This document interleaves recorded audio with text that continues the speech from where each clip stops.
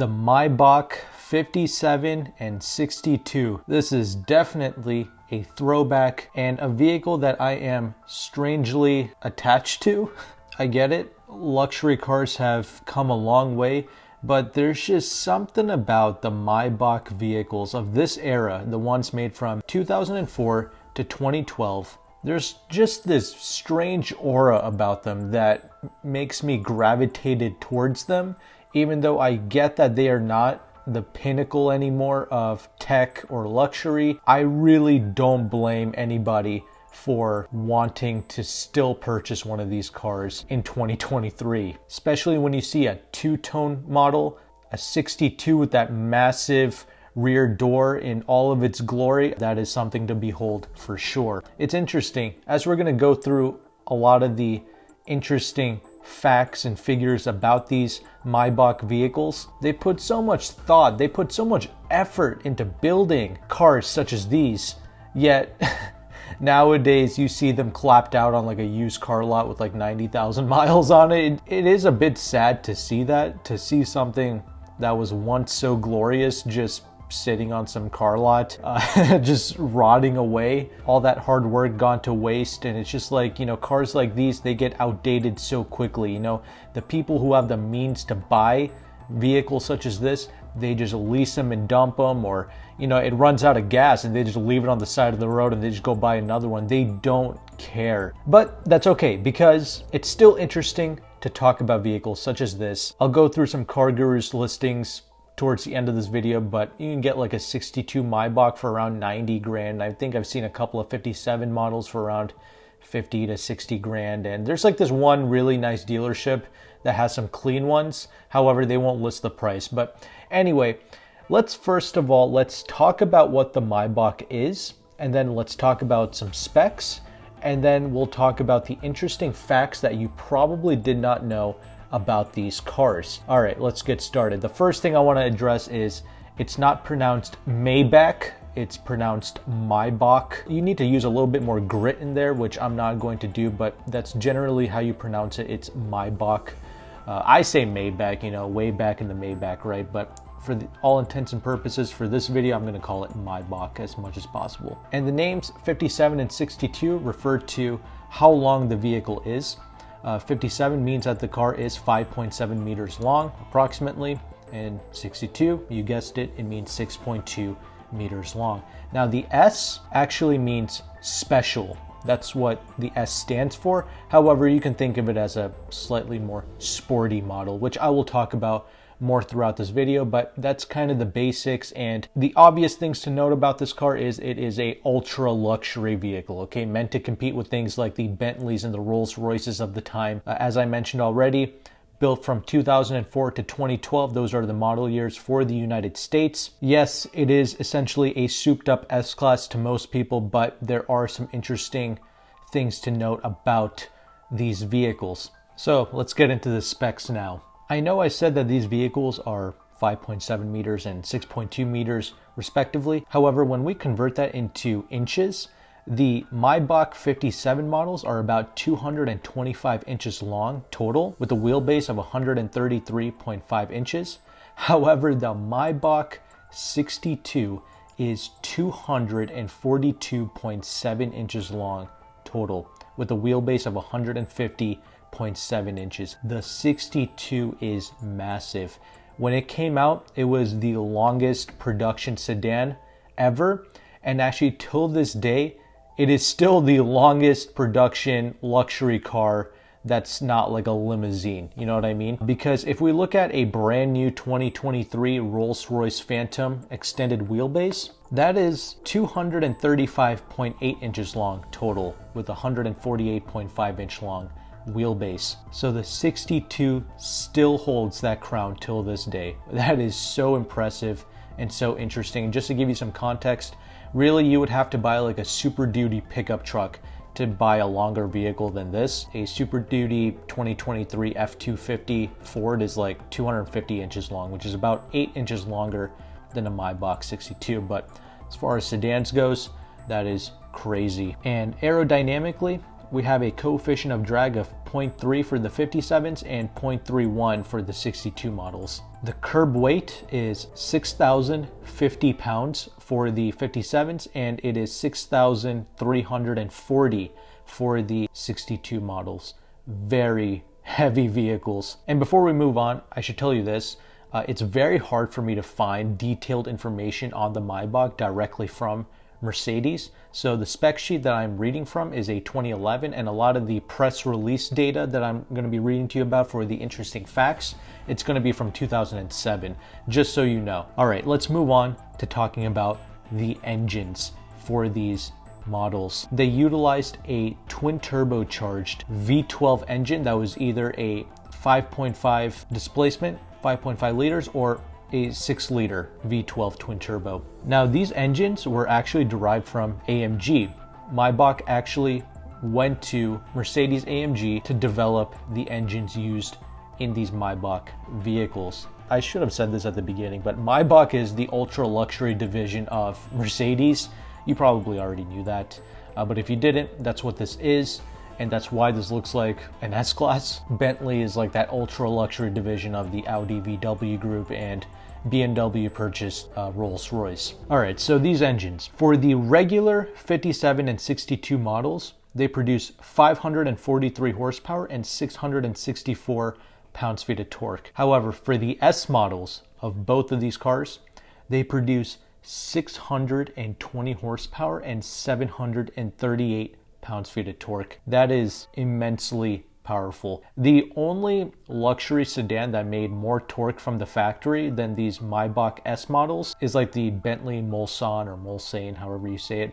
It made 811 pounds-feet of torque. It almost had like a diesel quality to that V8, but only made like 500 or so horsepower. Even till this day, these Maybach S models are one of the most powerful vehicles that you can get, and they were mated to a 5-speed automatic. Back then, that's what like the AMG / high torque Mercedes cars were using. They were using that 5-speed automatic transmission to handle all of that torque. Quite the overkill engine for quite an overkill car. Now, 0 to 60 performance for the 57 and the 57S, it was 5.2 seconds and 5 seconds flat for the S. And the S model of the 57 did a top speed of 172 miles an hour. It was 155 miles an hour for the regular 57. Now, for the 62 model, it did 0 to 60 in 5.4 seconds, and it was 5.2 seconds for the 62S. And yes, there is also a convertible version of the 62. Well, it was based upon the 62S, and it was called like the Longulette or the Lauder Jet or whatever the hell you want to call it. I'm not going to really talk too much about that because that was a specialty vehicle that cost well over $1 million. There's one that's been clapped out for like $2 million now in the used market, so if you want it, go ahead. But I'm not going to focus too much about that. These cars came with a massive 29.1 gallon fuel tank, which I'm sure it's going to need because the gas mileage, I'm sure, is not good. Regarding the suspension, for all of these models, we have a 4-wheel independent Airmatic air suspension with ADS, 4-stage damping, and adjustable ride height. The Maybach 57S sport suspension includes firmer recalibrated ADS and Airmatics systems. So the 57 is really the sedan that you drive for yourself. Obviously, it's still a massive vehicle, but yes, that was more so for the client that wanted to drive themselves. And actually, there was a coupe model as well, but that was super rare actually, so I'm not going to be talking about that either. But the 62 model was like that true chauffeur type limo car. Honestly, even in the used market, if you're going to buy one, the 57 is the much better value proposition. But again, I don't blame you for wanting a 62. All right, the front suspension, we have upper and lower control arms with computer controlled air springs. And in the rear, we have a 5-link computer controlled air spring unit. The steering for all of these Maybach models was actually hydraulic power assisted. That is very interesting. I'm surprised they didn't go with a electric power steering rack. But that's pretty much the main specs that I wanted to go over before we talk about some of the interesting facts. Another little interesting thing I want to mention is the trunk capacity is only 14.9 cubic feet. A brand new 2023 Honda Accord has a 16.6 cubic foot trunk, so I thought that was kind of funny that this massive sedan does not have that big of a trunk considering the size. That's still a good sized trunk, but I'm just saying, I just thought that was a little funny. And obviously, all the space went towards the interior to give you gobs of interior space, headroom, legroom. That's what this thing is all about. This is a highly customizable vehicle, something that you actually consulted with your salesman about, you know, to make it as perfectly suited for you as possible. Tailor fitted, really. That's what this car is all about. Now, let's talk about some of these facts. I want to start out with the paint quality. There was something called the unique ALU BEAM paintwork. There was a ALU BEAM silver paint color that was premiered for the Maybach sedans at the Frankfurt Motor Show. This had a pigment particles of 30 to 50 nanometers in size, and this allowed the paint to gleam like molten metal. It had a unique sheen and it reflected the light in a particular way. And just to give you some context, the average metallic paint has 100 and 300 nanometers in size, and this Maybach paint quality has 30 to 50 nanometers in size.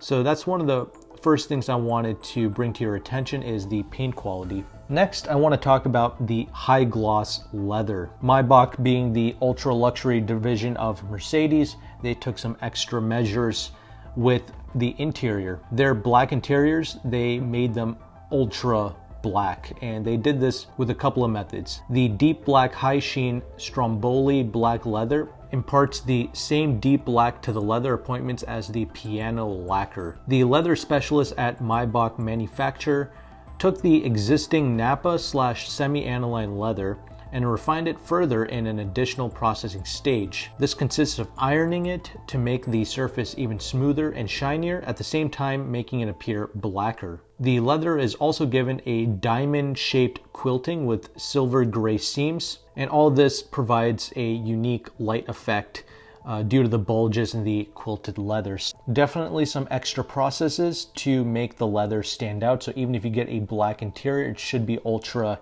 dark and very shiny, gives it a more premium vibe, of course. And these are some of the enhancements that you get over just a regular S-Class. The Maybach just has a little bit more attention to detail. That's essentially what this is all about, but mostly it's a prestige thing. You pull up, you know, big saggy Maybach, you know, these things went for around $400,000 to $500,000 when they were new. So it's mostly a prestige thing, so you can hang with the Rollses and the Bentleys. But for the more normal people, yes, you can just get away with buying an S-Class. Hell, you can get a W222 S63 AMG that would piss all over any of these older Maybachs. But again, it's that character and it's that uniqueness, it's that aura, it's that swagger of these older Maybachs that captivates us. So that's one of the things. Now, let's continue with these facts. Of course, you can customize these cars. You can have monograms of your initials, your name, your family crest. You know, you can have whatever you want on the headrests. And something very interesting, you had the ability to get gold instead of chrome throughout the interior. However, they specifically mentioned the 57 in this, but I'm sure it would have applied to the 62 and the other models as well, like the S's. But they mentioned the Maybach 57 that utilizes gold, and all the chrome trim parts in the vehicle interior are gold plated with a wafer thin layer of genuine 24 karat gold. And also they mentioned that the keys for the luxurious Maybach saloons are also available in gold. And that's not really that interesting, the use of gold. You kind of expect, you know, kind of douchey things like that in a car like this. But what blew me away is the use of granite in the interior of your vehicle. Instead of having like wood grain throughout the car, you could have opted for granite. And this is the type of stuff that nobody really talked about when these cars were brand new. The interior appointment specialist at the manufacturer Maybach can offer these customers trim elements crafted from naturally occurring granite. You know how heavy granite is? To have that in a car, that is hilarious. It's formed from a highly sophisticated process. These impressive stone panels not only make a stunning visual statement, but also perform optimally with regard to safety considerations. You know, having granite pieces flying all over the place in the case of an accident, probably not the best thing, but, you know, interesting how they implement that. I'm sure it's not like a slab of granite. I'm sure it's like highly shaped pieces, but whatever the case might be, I just thought that was cool that they offered something like that. But there's more. There was something called a tailor-made business package. A special business package for laptop users has been available as an ex-factory option for some time now, according to Maybach. This innovative Maybach mobile office system includes mobile internet access and a printer. Can be put together individually following consultation with the customer. How interesting is that? A freaking mobile station with a printer. And this is something that, again, the salesman would consult with the customer to fine-tune and tailor this to your needs. Wireless Bluetooth technology allows the customer's own laptop to be integrated on board. For work purposes, the computer can be placed on one of the fold-down tables between the rear seats. See, most people, when they reviewed these cars when they were new, they just went on and on about that stupid fold-down table, like as if they are not tired of seeing that. Like, we've been used to that for like over 20 years now. We know about the fold-down tables. But it's things like these business packages that blew me away. Like, it's just so interesting. Let's talk about some brief facts about the 57S models. So the S, like I already stated in the beginning, stands for special, but in reality it was like the sport model. And a 57S is the sportiest Maybach at the time that you could possibly purchase. And a lot of this had to do with suspension calibration. They really had to tune it, and obviously it makes more horsepower, as I stated at the beginning, gobs of power, honestly. But to make this 57S a better handling vehicle, the Maybach developers reconfigured the stabilizers at the front and the rear axles. There's now a 2mm thicker torsion bar at the front and a 4mm thicker version at the rear. These provide the car a sportier and more balanced suspension and more support at the rear axle.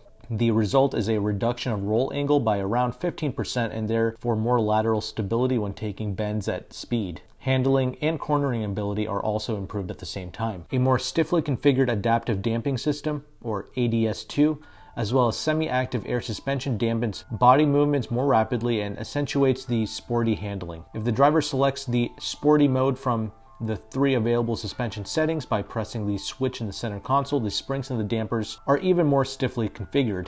However, in normal mode, the new Maybach 57S offers a high level of dynamic handling for the driving enthusiast without any loss of comfort. So it's interesting. Obviously, Rolls-Royce never went for the sporty thing. Bentley did, and they still kind of do adopt the more sportier edge to these ultra luxury vehicles. But Maybach was also doing this back in like 04. There's also specifically developed 20-inch wheels for vehicles like the Maybach 57 and 57S. That's another thing. The regular Maybach 57 and 62s, they came with 19-inch wheels. However, the S models of both the 57S and the 62S, they came with these 20-inch wheels. That's another difference between the cars. Later on, some special edition came with 21-inch wheels. You were also able to get carbon fiber trim in the 57S model, which at the time was kind of interesting because most of these ultra luxury cars just utilize wood and things like that. Here we have carbon fiber, granite, all kinds of things, right? Now let's end off with some interesting Maybach 62 facts. The 62 models, of course, it's the true chauffeur model, the true limo, if you will. The back seat takes pretty much all of the priority. And of course, these ultra luxury 62 models came as a 4-seater with a middle console, if you will, but you could option the Maybach 62s as a 5-seater as well with a middle seat, and then you had like a fold down control panel essentially. So you were able to order it like that, but most of these came with like a center console. And with that came with many seat adjustments. You were able to recline and you were able to bring your feet up, and there was even 7 electric motors involved with the seats. Yeah, you better be ultra rich to buy this used, honestly, more than new, because the new ones, you could lease it. It came with a warranty. You were covered, but you buy one of these things clapped out, used, yeah, you better watch out. There's a lot of electric motors involved with these Maybach vehicles. The reason why I bring up the reclining seats is because Maybach really took safety into consideration when producing these cars. So even when you are fully reclined in the back of this vehicle, you're still safe. They accounted for everything, every angle, no matter what you put the rear seat at, you should be safe when riding in this car in the case of an unfortunate accident taking place. These things had 10 airbags, which is coincidentally, that's exactly what a brand new Nissan Pathfinder also comes with. But at the time, that was like pretty impressive. Of course, you had the electric transparent roof. This was an option, it was not standard.